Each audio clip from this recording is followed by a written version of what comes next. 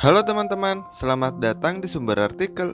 Jangan lupa tekan tombol subscribe dan aktifkan lonceng notifikasinya ya, agar apabila channel ini mengupload episode terbaru, kalian tidak akan ketinggalan. Selamat mendengarkan. Novel yang berjudul Wanita Miskin Bertemu Presidir Tanpan. Di episode ke-9, Andreas tidak dapat melepas pandangannya saat melihat Jenny belajar dengan serius tentang etika di meja makan. Ia tertawa setiap kali Jenny mendapat teguran. Begitupun saat Jenny harus berjalan tertatih saat memakai sepatu berhak tinggi dengan kepala tegak lurus ke depan. Seperti tuli, Veronica mengabaikan semua keluhan yang Jenny lontarkan. Ia memarahinya layaknya seorang guru yang tegas. Meski terlihat kesulitan, Andreas melihat bagaimana Jenny berusaha dengan keras untuk memenuhi standar Veronica. Belakangan, Andreas mengetahui jika Veronica pernah bekerja menjadi guru kepribadian keluarga bangsawan di Inggris. Dan dari sanalah Andreas dapat melihat Veronica memiliki aura bangsawan yang anggun dan tangguh, tapi tidak melupakan kelembutan seorang wanita. Matanya kembali kepada Jenny yang kini mulai mengantuk mendengarkan penjelasan Veronica. Tapi Veronica menebaskan rotan ke atas permukaan meja membuat Jenny kembali duduk dan tegak. Jenny sangat menggemaskan jika sedang tidak berdaya seperti itu. Dengan sembunyi-sembunyi, Andreas memotret wajah Jenny yang terlihat lusuh sampai akhirnya Jenny menyadari dan menatap kesal ke arah Andreas yang kini mulai pura-pura memotret sembarangan arah. Tapi mata Andreas tidak dapat pergi jauh dari Jenny. Dengan perlahan dan sembunyi-sembunyi, ia kembali melirik ke arah Jenny. Namun kali ini Jenny menyadari. Jenny berucap dengan matanya seakan memohon untuk menghentikan pelajarannya sejenak, tapi Andreas pura-pura tidak memahaminya, membuat Jenny bertambah jengkel kini. Wah, otakku sekarang mungkin sudah menjadi lurus seperti punggungku saat ini, keluh Jenny. Ia merebahkan tubuhnya di sofa besar dan televisi. Veronica baru saja pulang 5 menit lalu. Kini ia seperti baru saja keluar dari dalam neraka. Mengapa dia menyuruhku duduk tegak seperti itu? Punggungku sakit sekali. Jenny mulai merengek kini dan membalikkan tubuhnya agar punggungnya yang merasa pegal terasa lebih baik. Dia bahkan memberiku tugas. Jenny menggerutu tidak habis pikir. Mengapa ia harus belajar bahasa Inggris lagi sekarang? Ia hanya lulusan SMP dan pada saat masih sekolah dulu, ia sangat malas belajar karena ia merasa ia cukup kaya untuk melakukan apapun, meski buruk dalam pelajaran. Tapi Tuhan membalikkan hidupnya dan menjadikannya seorang gadis miskin, dan pada saat itu yang dipikirkannya hanya bagaimana caranya mendapatkan uang yang banyak. Jadi bahasa asing bukanlah hal yang penting baginya. Jenny hanya mengetahui beberapa kosakata, lantas bagaimana ia dapat menjawab semua yang ditanyakan ini. Aku kira menjadi kaya semua akan sangat mudah, tapi mengapa aku sangat menderita kini? Keluh Jenny. Jenny memutuskan untuk melupakan sejenak tugasnya yang menyebalkan itu. Ia lantas menekan tombol 1 dengan cepat. Dewi sudah berada di hadapannya menunggu perintah. Bu, apa para pelayan sudah pulang? Tanya Jenny. Dewi menjawab dengan wajah senang.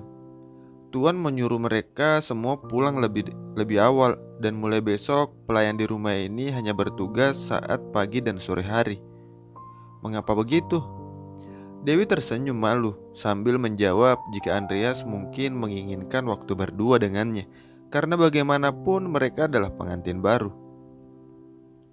Jenny hanya menjawab dengan kalimat, "Oh, sebenarnya ia hanya basa-basi menanyakan pelayan lain. Ia hanya ingin jika Dewi menggosokkan sedikit krim pereda nyeri di punggungnya." Dengan menurut, Dewi segera mengambilkan krim pereda nyeri di kotak obat. Andreas yang baru saja keluar kamar tidak sengaja berpapasan dengan Dewi yang terburu-buru. "Untuk apa itu, Dewi?" tanya Andreas. "Apa kamu sakit?" sambungnya khawatir. Dewi tersenyum dan memberikan krim pereda itu pada Andreas. Punggung Nyonya sepertinya sakit akibat terlalu lama duduk tegak.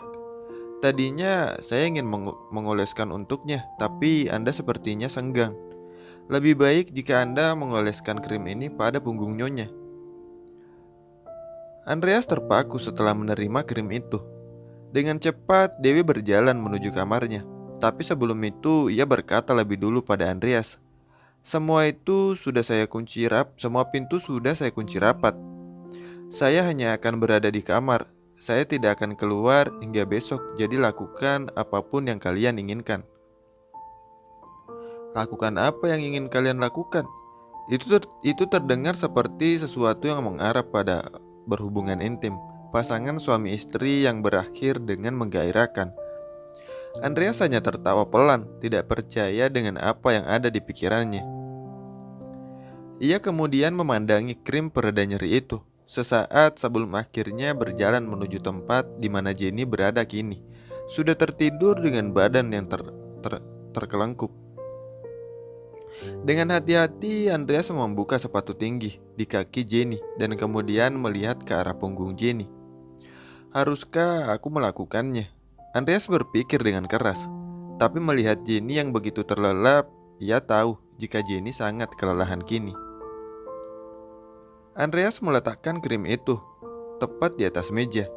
Jenny dengan mata terpejam dapat mendengar suara itu. Tidak perlu sungkan, Bu, ucap Jenny.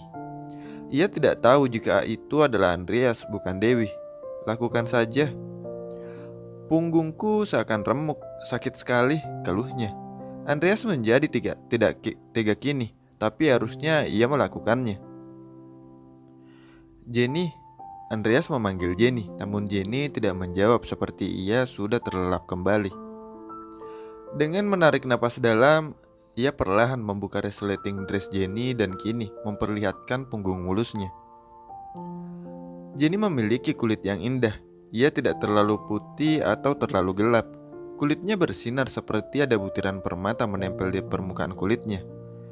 Astaga, Andreas, apa yang kamu pikirkan? Andreas segera memalingkan wajahnya. Ia adalah pria normal. Melihat Jenny seperti ini membuatnya menjadi tegang. Tidak mau membuang waktu, Andreas segera mengoleskan sedikit krim pereda nyeri di punggung Jenny dan mengusapnya dengan lembut. Ia tidak mampu lagi memandang punggung Jenny kini. Mungkin ia akan melakukan hal di luar batas jika terus memandangi Jenny. Jadi Andreas hanya mengusapnya dengan cepat dan menaikkan kembali resleting dress Jenny. Tidak apa, Andreas, Jenny adalah istrimu, istri sahmu. Andreas meyakinkan dirinya sendiri jika itu bukanlah hal buruk, karena bagaimanapun Jenny memanglah istrinya.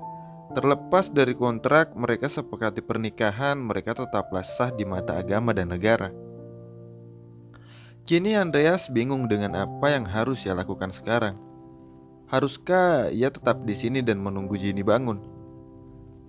Tapi kemudian wajah cantik Jenny mengalihkan konsentrasinya.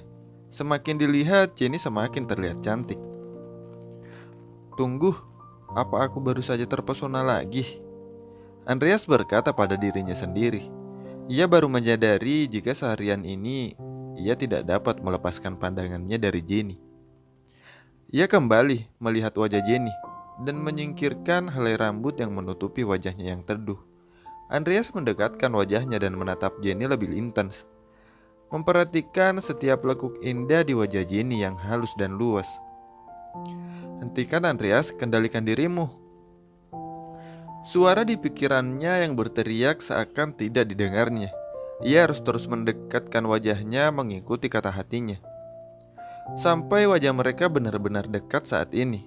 Andreas merasakan hembusan napas Jenny yang sangat hangat. Bibirnya membuatnya tergoda. Terbersit dalam benaknya, akankah bibirnya masih terasa pahit seperti waktu itu? Rasa penasaran membawanya lebih dekat lagi. Bahkan sangat dekat sehingga sedikit lagi ia bergerak maka bibir mereka akan bersentuhan. Tapi kemudian Jenny membuka matanya, sehingga mata mereka bertemu. Andreas mematung. Ia tidak menarik dirinya dan hanya diam di tempat. tapi Jenny yang masih linglung mengedipkan perlahan matanya. Suamiku sangat tampan, Jenny berucap tanpa sadar. Ia mengira jika bermimpi saat ini dan kembali memejamkan matanya. Perasaan Andreas menghangat. Entah dari mana kehangatan itu datang membuatnya memberanikan diri mengecup lembut bibir Jenny yang singkat. Terima kasih banyak telah mendengarkan sumber artikel ya. Jangan lupa tekan tombol subscribe dan aktifkan lonceng notifikasinya.